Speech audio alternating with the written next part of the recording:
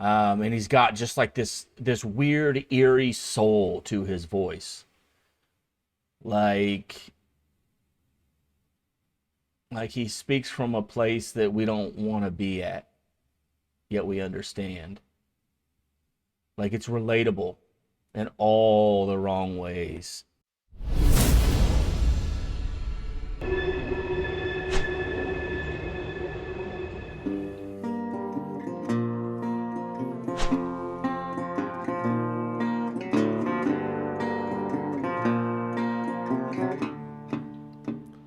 Well, she got a side to her I wanna run from. She'll turn a warm afternoon into a cold, cold one.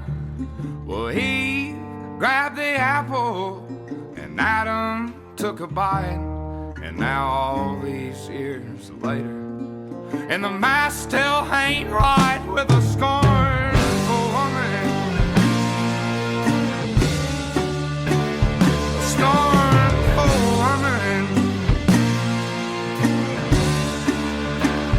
I used to sleep so good, didn't have a nightmare. I was busy dreaming. You know, he is mostly unavoidable. If you know a little bit of the backstory about me and music, it's been about a 20-year hiatus, largely due to trauma from the Marine Corps and just how I was very immature with my emotions, handling different things that I would take in. Had to go through a lot of practice of removing attachments. And music was one of those. And I know that's different from what you do. So I'm not claiming to be better than you at all. Music might heal you. It did the opposite for me. Music actually would drive me down deep. And so for mostly about 20 years, really just I still don't listen to music. I do a show every day from noon to 2 Central Standard Time here in America. Where we listen to a bunch of songs. Y'all introduce me to your favorite music, and even then, when the cameras are off and the show is over, I still don't listen to music. Those neural pathways are gone. They're severed. They're I don't know. Maybe they come back someday. I don't know, but they're not there now. I just don't have music as an attachment to me. But I know it. I was a musician in the '90s. I understand music. You could probably argue that maybe I like music too much. And that's why it hasn't been in my life, because I attach too strongly to it. So I do understand it. But there's one thing, 20 years of no music and whatever. But I have heard things. It's not like I'm not in a cave. I have heard things. And he did the song, The Rich Men North of Richmond, which I have heard. I had hundreds of friends send me that one when that one came out. So I'm familiar with him in that respect. You know, don't know anything other than that. I know that one song. I don't know if he has a whole lot of others. So I saw this one come up. All I was doing was I was clicking on whatever the algorithm sent me. Sometimes I do that. Now on the show that I mentioned before, that's all viewer driven. There's 10,000 comments, hundreds of songs I have to go through that y'all picked. I don't pick any of them. Y'all pick them. It's your favorite bands. So sometimes I like to go through and see what the algorithm, based off of what I've been listening to, picks, and it picked this. And so I was like, it's interesting. It says that it's only 13 days old. But his voice is intriguing. Now, this is only my second song I've ever heard him. The first time, definitely an earworm. Didn't have a nightmare. I was busy dreaming, believing he's always gonna be right there. And now the middle of the day is like the middle of the night. And the court says 50-50, but the math don't seem right with a scornful woman. A scornful woman.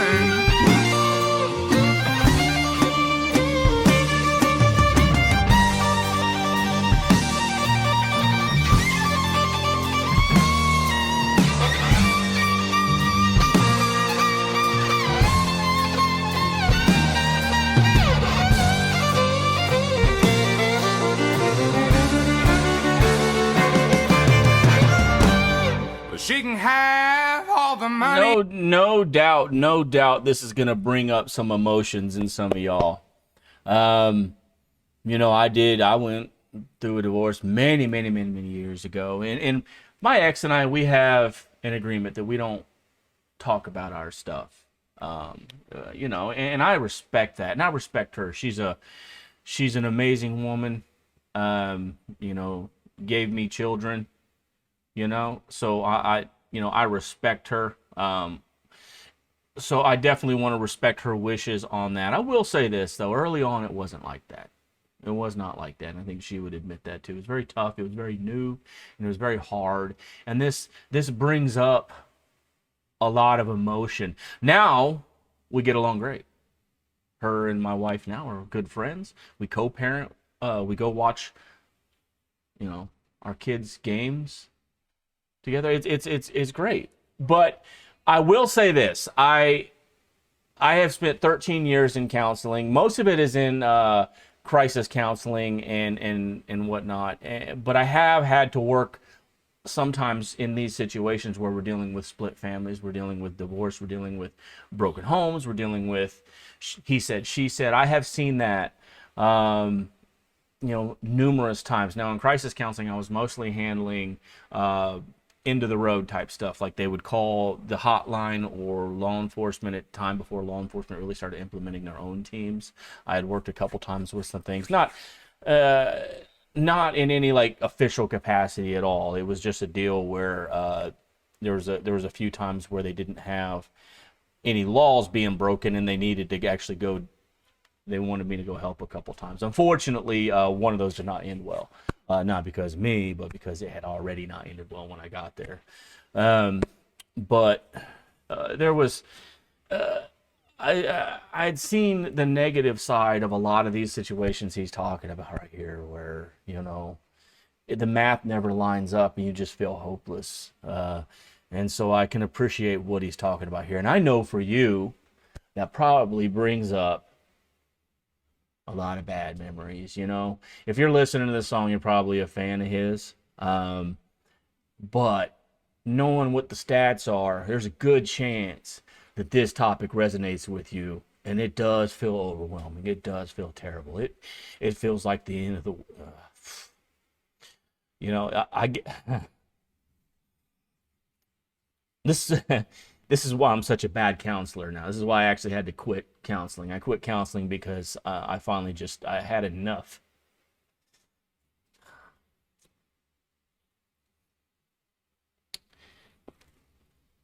13 years of that, just.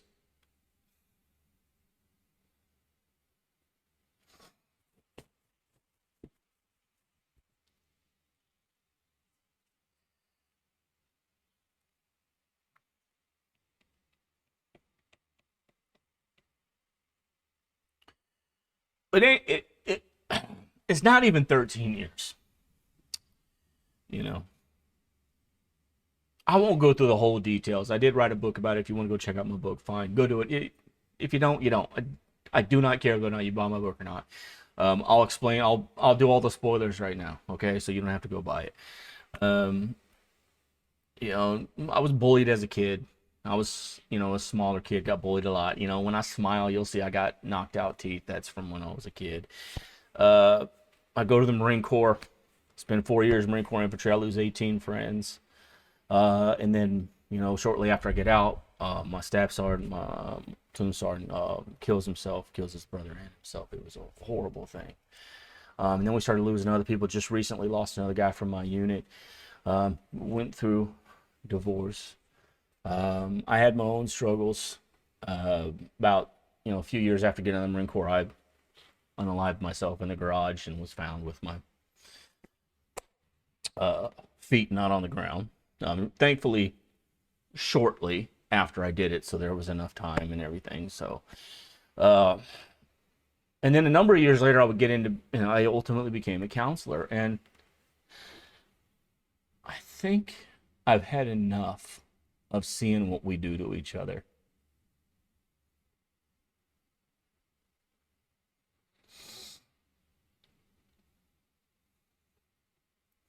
I mean, damn, we treat each other like shit. We are the absolute worst to each other.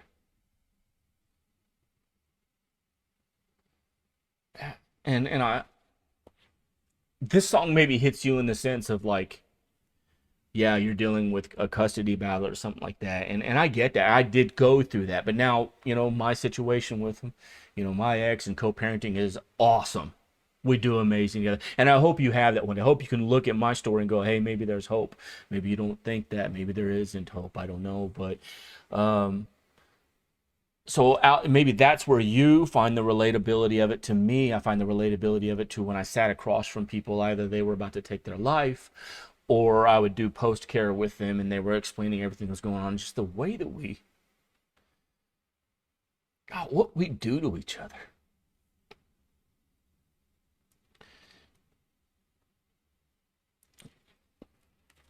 I mean, I could only take so much of it as a counselor. That's why, counselors have burnout, because we have to sit there all stoic, like, while you're telling us the most horrific story that's ever come across, and I gotta just sit there and be like unemotional, and it's the worst. And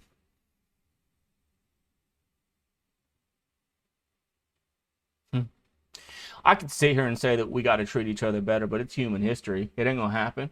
You're just gonna look at me like an idealist. It ain't gonna happen. We ain't gonna treat anybody any better. I'm gonna sit here and waste a tear. I'm gonna waste a tear.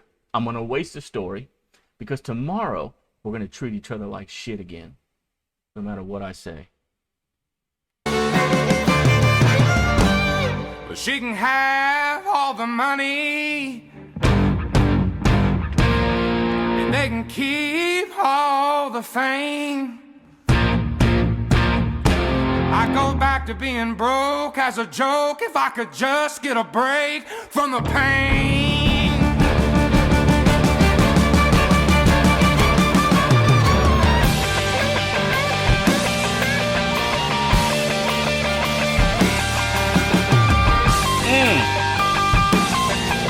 There you go.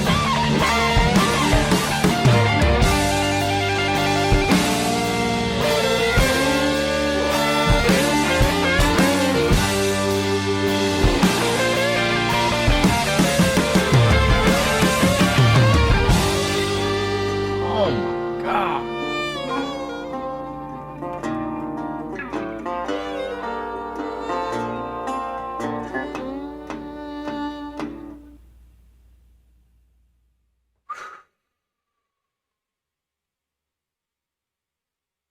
Yeah. There is very few artists that can sing like pain feels. They can sing from a place of pain that sounds like it's the pain singing and not a human. And he is one of those. And I don't know if he's acting. I don't know if he's genuine. I don't know one thing about him. I know 2 songs by him. And maybe it's his inflection. Maybe he's trained by some famous singer. I don't know where he gets it. But he sings from a place that is both familiar and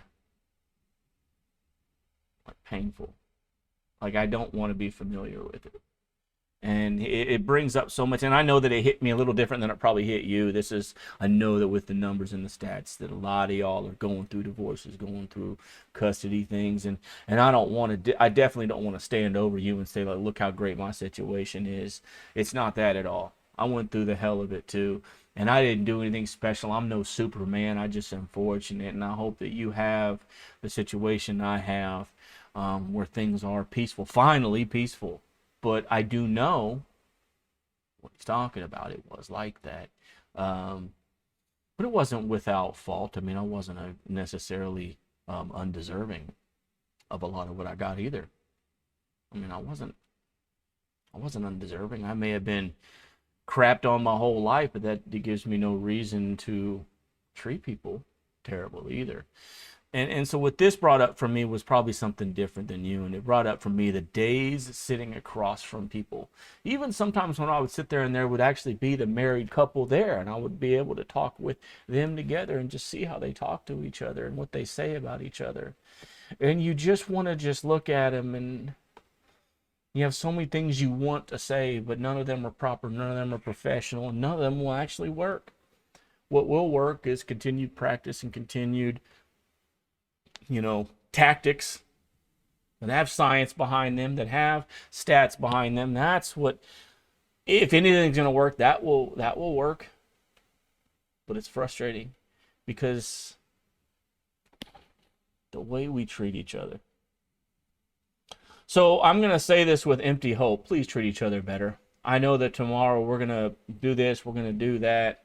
Some of y'all are going to hear that and you're going to go treat somebody well. You're going to go do something nice for somebody.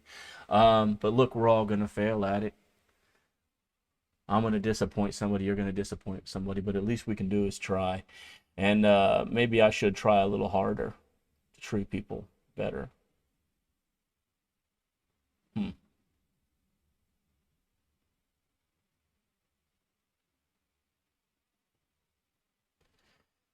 Hmm. Yeah, well,